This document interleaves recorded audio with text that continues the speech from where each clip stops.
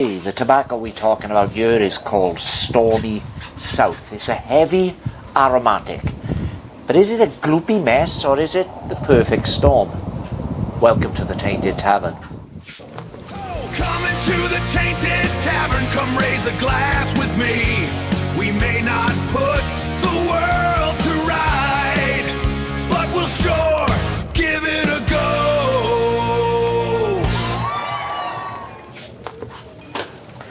Now, as I say, this tobacco, it's called Stormy South, and it comes from Kopp. It's a German tobacco. It's an heavy aromatic. It's Virginias and black Cavendish, and there are a lot of toppings on this. The first thing you notice when you open the tin is the incredibly rich aroma. I smoked some of this afternoon. I've smoked several bowls today in order to do this review, because I don't think it's fair to, do a full review of a tobacco on only one smoke. I'm not saying I won't do that in future, but if I do, then that'll be called a first impression rather than a full review. But I've smoked several bowls of this afternoon, and even now, I've opened the tin, and once again, I'm being almost assaulted by that aroma. It's so strong, it flies out of the tin at you.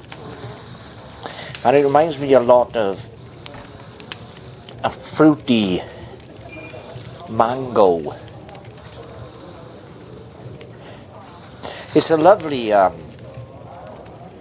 cut on this tobacco, though. As I say, it's a mixture of Virginias and black Cavendishes, and it's got heavy toppings on you. Now, I don't normally smoke aromatics as a rule. I will have some from time to time.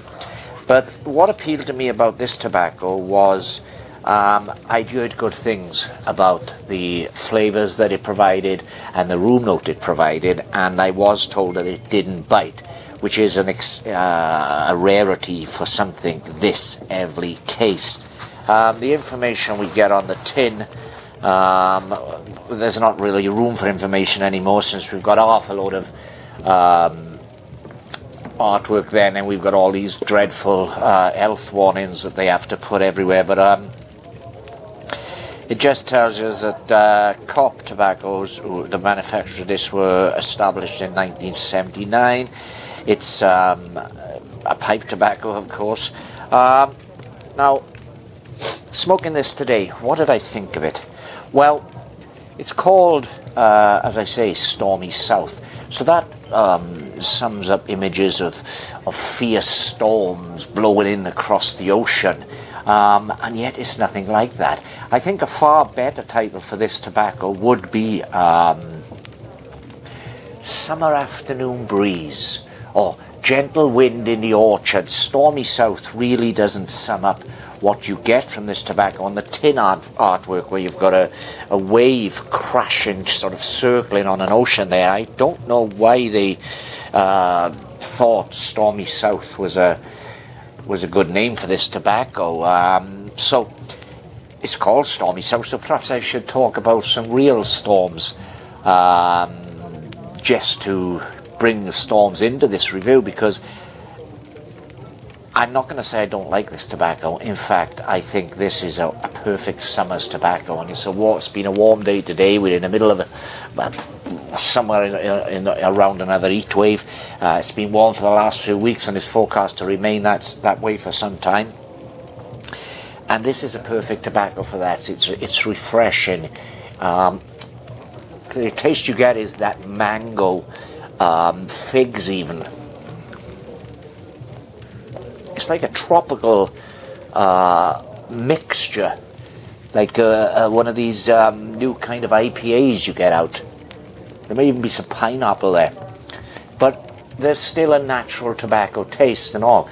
Although this is heavily topped, it doesn't completely drown out the natural tobacco taste. That's still there.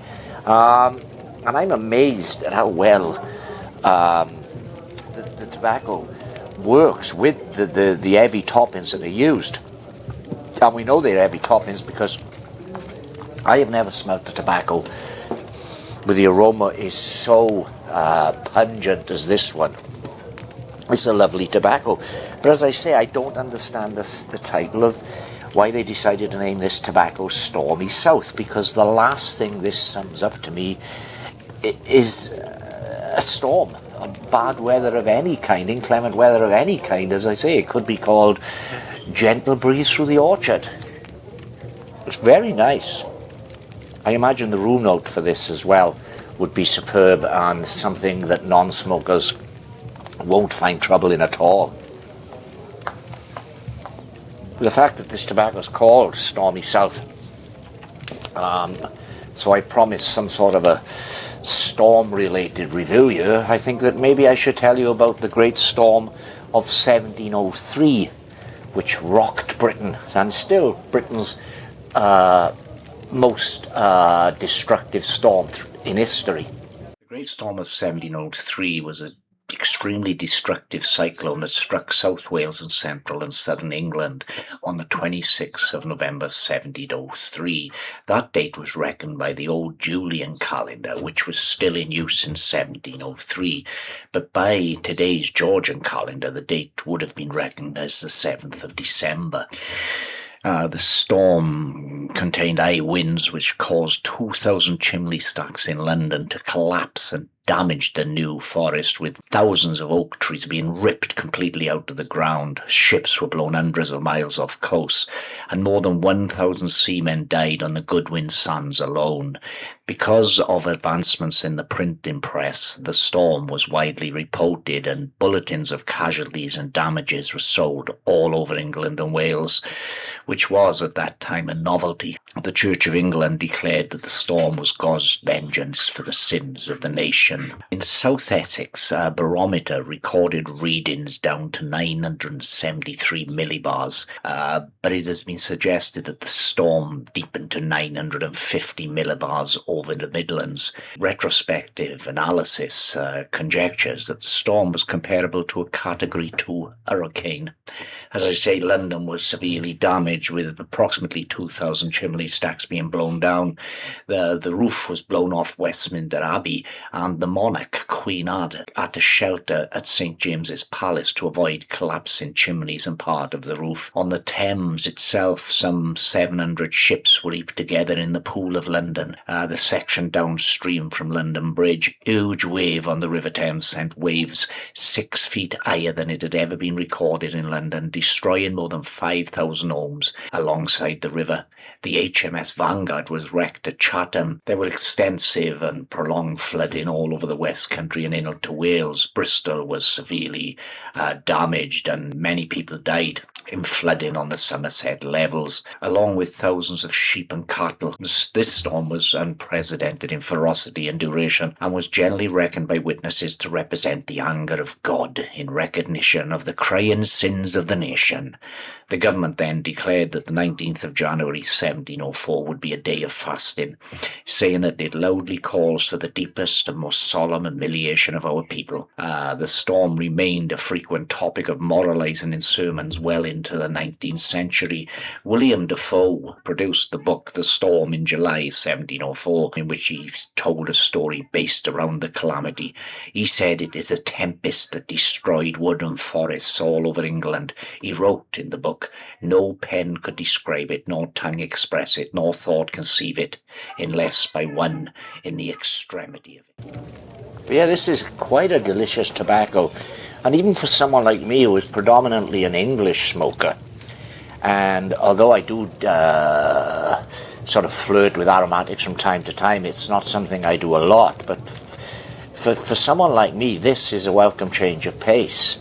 As I say, for the summer, the warm weather, this is a perfect smoke. It's so refreshing. It gives a tropical taste.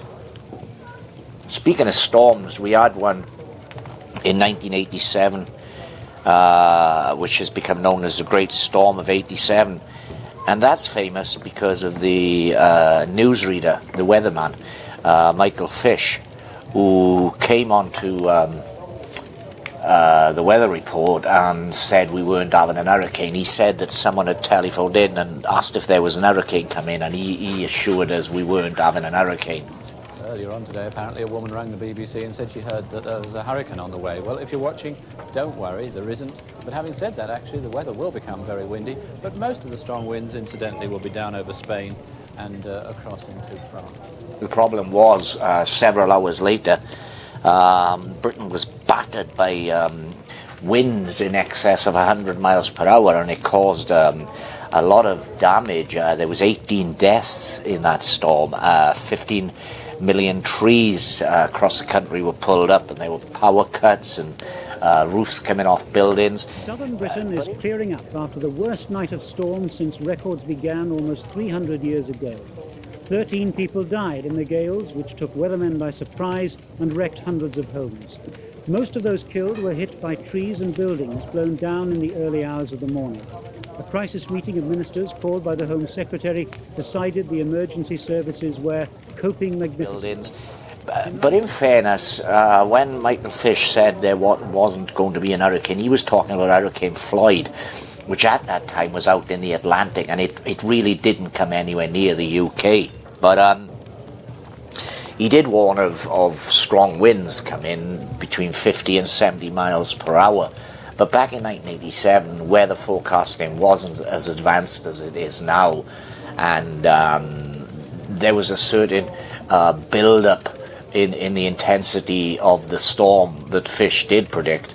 Didn't ruin his career, but for many years afterwards, he was the brunt of many jokes. There will be no hurricane. The only thing was, though, there was no woman who phoned in and asked if there was going to be an hurricane. Fish had made that up himself because he was hearing the rumours of an hurricane. Because, as I say, Hurricane Floyd was operating out in the Atlantic, and there were, for a short period of time, fears that it would come in across mainland Britain. So, in order to put everyone's mind at rest, he felt it was a good thing to say, oh, someone has telephoned in and said, asking about an hurricane, so he did that. Going back to the storm in the bowl. Yeah, it's a nice tobacco. I mean, if you're not an aromatic smoker, then perhaps this won't be for you. But it's not an artificial taste. Apparently they say, the makers say there is no added sugar. So it's not really gloopy at all. We are English type smokers, Balkan mixes, vapors who were not particularly fond of aromatics. This may not be for you, but aromatic smokers are going to love this. And as I say, this is a lovely change of pace. I very much enjoyed the bowls I smoked earlier, sitting out in the beer garden, the sun blazing down. There's not a finer taste, and it does give you something of a tropical taste, even though you are getting some of the natural tobacco flavours coming through as well. It is predominantly a tropical taste, and it reminds me a lot of these modern IPAs, these India Pale Ales you can buy, which have got a kind of tropical pineapple zestiness to them, and that's what this tobacco provides. So that's Stormy South from Kopp Tobaccos, a German tobacco house. The only thing I don't get the name, why they've named it Stormy South. I think this should have been named the Summer Winds, maybe, or a Gentle Breeze. South. It's a fine tobacco when all is said and done. So thanks for watching. Please give this video a thumbs up. Leave a comment down below in the comment box, and if you haven't subscribed, then please do so. It doesn't cost you anything, and it helps this channel grow. And don't forget, we've got a live stream coming this Saturday night at 9 o'clock British time. Hopefully you can all come and take part in that, and we'll talk about pipes, we'll talk about tobacco, we'll talk about music, we'll talk about anything that comes to mind. So thanks for watching. Cheers, Yakida, and see you soon. Please come back soon.